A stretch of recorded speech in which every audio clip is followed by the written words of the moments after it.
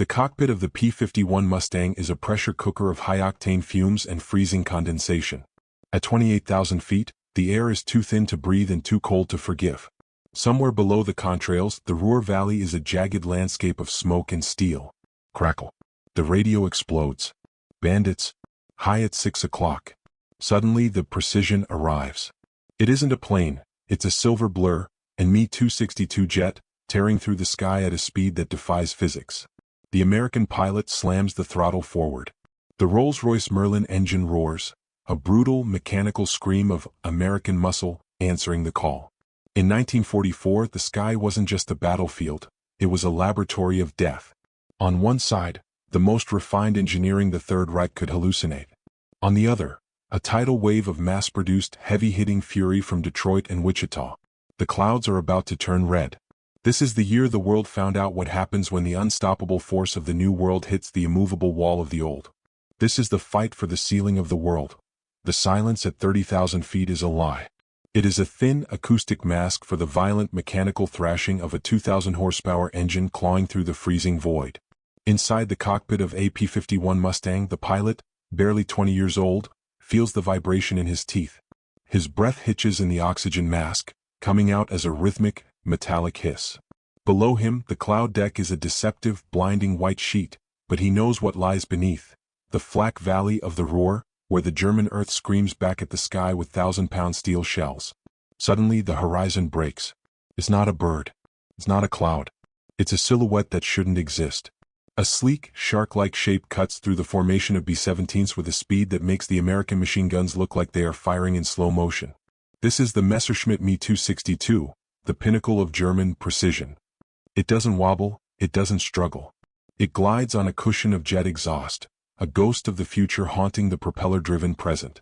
For a moment, the American pilot feels a chill that has nothing to do with the -40-degree air. This is the engineering nightmare the intelligence briefings warned about. This is the wonder weapon designed to reset the clock of the war. But then the training kicks in.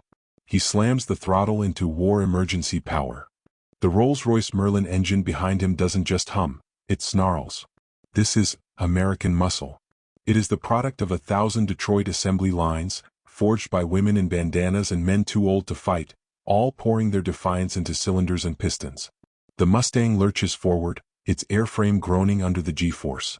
1944 was the year the laboratory met the factory. It was a collision between the terrifyingly advanced few and the relentlessly powerful many. In the next 60 seconds, a duel will unfold that encapsulates the entire struggle of Western civilization. One plane represents the desperate, brilliant edge of a dying empire.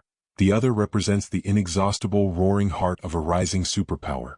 The German pilot counts on his technical superiority to snatch victory from the jaws of defeat. The American pilot counts on the fact that for every one of him that falls, 10 more are crossing the Atlantic. The sky is no longer a place of grace. It is a meat grinder of aluminum and high-octane fuel. As the tracers begin to lace the air like burning needles, the question isn't just who has the better plane, it's who has the iron will to own the heavens when the world is on fire. A sky overcrowded with ghosts. By January 1944, the Luftwaffe was no longer the hunter, it was a wounded wolf backed into a corner. The Allied strategic bombing campaign had moved from a nuisance to an existential threat. But Germany wasn't done. They were betting everything on Wunderwaffen, wonder weapons.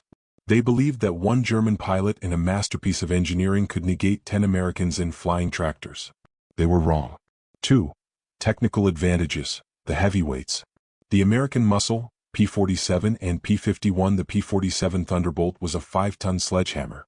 It wasn't built, it was forged.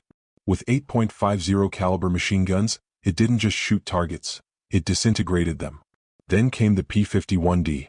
By marrying a sleek North American airframe to the British Merlin engine, the U.S. created a long-range Predator that could escort bombers from England to Berlin and back.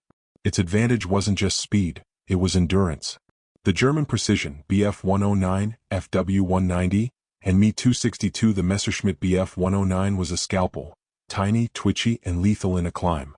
But the real precision lay in the Focke-Wulf 190 Butcher Bird and the terrifying Me-262 jet. The 262 was 20 years ahead of its time, capable of nearly 540 miles per hour. It utilized axial flow turbojets that made the Allied props look like toys. If a German pilot got you in his sights, the 30mm cannons ensured there was nothing left to bury. 3. The mission, Big Week, February 1944. Over the factories of Leipzig, the two philosophies collided. Hundreds of B-17 flying fortresses were swarmed by FW-190s carrying underwing rockets. It was a massacre until the little friends dropped their tanks. Captain Don Gentile in his P-51 Shangri-La dived into a swarm of 20 German fighters. This wasn't a duel, it was a brawl. The German planes relied on superior climb rates and high-altitude intercept tactics, but the Americans used sheer numbers and rugged durability. Gentile's Mustang took hits that would have shattered a Bf-109, yet the muscle held together, allowing him to notch 2 kills and scatter the formation. 4. The enemy perspective, the view from the Reich. To a Luftwaffe ace like Adolf Galland, the American planes were a nightmare not because they were better, but because they were everywhere. A German pilot could fly a perfect mission, down 3 bombers and outmaneuver 5 fighters, only to find 50 more Mustangs waiting at the horizon. The precision of German engineering required meticulous maintenance and rare alloys. The muscle of America required only gasoline and a pilot with a few hundred hours of training. 5. Strategic impact, the bleeding of the Luftwaffe. By mid-1944, German precision had failed. The Me-262 was too little, too late. The high-performance engines of the Reich were failing because they lacked the high-octane fuel and chromium steel parts the U.S. possessed in abundance. American muscle didn't just win dogfights, it won the war of attrition. By D-Day the Luftwaffe was a ghost. On June 6, as thousands of Allied planes blanketed Normandy, only 2 German fighters managed to make a single strafing run. The sky had been bought and paid for in American lead. The true tragedy of German precision was its own complexity. While a Me-262 could technically outrun anything in the sky, its Junkers Jumo 004 engines were temperamental masterpieces that required a complete overhaul every 25 hours, if they didn't catch fire on the runway first. In contrast, American muscle was built for the grind. The P-47 Thunderbolt, affectionately known as the Jug, was a 7-ton testament to redundancy. Its radial engine could swallow 20mm cannon fire and keep turning. By the summer of 1944, the Luftwaffe was bleeding its most precious resource, experienced pilots. While Germany spent months handcrafting a single high-performance interceptor, American factories were pouring aircraft into the theater. The Mustang wasn't just a fighter, it was a logistics victory. By the time the German precision weapons reached the front, they were being flown by teenagers with 10 hours of flight time against American muscle flown by veterans who had mastered the art of the kill. The air war of 1944 was more than a tally of kills. It was the moment the industrial age reached its terrifying zenith. We look back at the German jets and the sleek Messerschmitts as icons of what could have been, the ultimate expression of a regime that prioritized the machine over the man. But the legacy of 1944 belongs to the muscle. It belongs to the silver-winged Mustangs and the roaring thunderbolts that proved that freedom, when backed by the relentless gears of a focused democracy, is the most powerful engine ever designed. Those young men climbed into cramped, freezing cockpits and flew into a wall of flak and fire, knowing that their planes were built to take a beating and bring them home. They didn't just win a war, they defined the blueprint for air superiority that remains the gold standard to this day. When you look up at a clear blue sky, remember that in 1944 that clarity was earned. It was bought with the sweat of factory workers in Detroit and the blood of pilots over the Rhine. The precision of the Reich is now a museum piece, a curiosity of history. But the muscle of the American spirit? That stayed in the air. It never landed.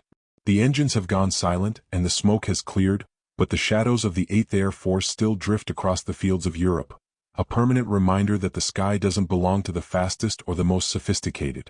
It belongs to those with the will to hold it. The war was won at 30,000 feet. And in 1944, the world learned that muscle has a soul.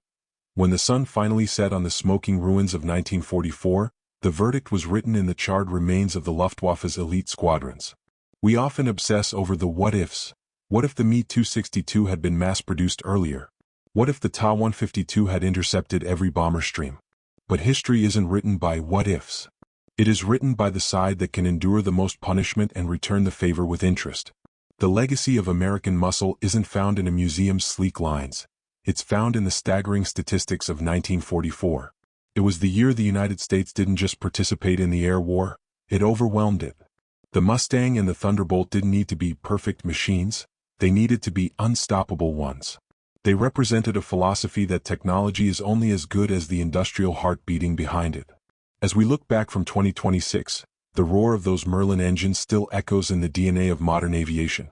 The victory in 1944 taught us that precision without muscle is a fragile glass sword, beautiful to look at, but doomed to shatter against a heavy shield. The German pilots were masters of a craft that was being systematically dismantled by an American industry that refused to sleep. There is a profound, somber respect for the men on both sides who danced on the edge of space. But the emotional weight of this story rests with the little friends. The escorts who stayed with the bombers when the flak was thick enough to walk on. They were the muscle that protected the heart of the Allied cause. They proved that a democracy, once provoked, can outbuild, outfly, and outlast even the most sophisticated tyranny. The skies of 1944 are quiet now. The contrails have long since evaporated, and the wreckage has been swallowed by the European soil. But the lesson remains: precision can win a battle, but muscle wins the war. When the stakes were the freedom of the world, the American pilot didn't need a wonder weapon. He had a sturdy seat, 6 machine guns, and a nation's worth of steel behind him. That was enough to own the sky. That was enough to bring the world home. The legacy of 1944 is not found in the blueprints of a jet engine or the sleek taper of a wing, but in the cold, hard mathematics of survival. We often romanticize the German precision as a peak of human achievement, a dark mirror of what the future could have been. But there is a different kind of beauty in American muscle. It is the beauty of a machine built to be broken and still keep flying. It is the beauty of an engine that doesn't require a master clockmaker to tune, but a farm boy with a wrench and a sense of duty. By the time the winter snows of 1944 fell over the Ardennes, the debate was over. The Luftwaffe's precision had become a collection of exquisite museum pieces, grounded by a lack of fuel and a shortage of pilots who lived long enough to learn their secrets. Meanwhile, the muscle was everywhere. It was strafing supply lines, it was orbiting Berlin, and it was screaming over the heads of Allied infantry as a silver-winged promise of protection. The air war taught us that brilliance is fleeting, but industrial might, fueled by the conviction of a free people, is an atmospheric force of nature. The Mustang didn't just outfly the Messerschmitt, it outlasted the very ideology that created it.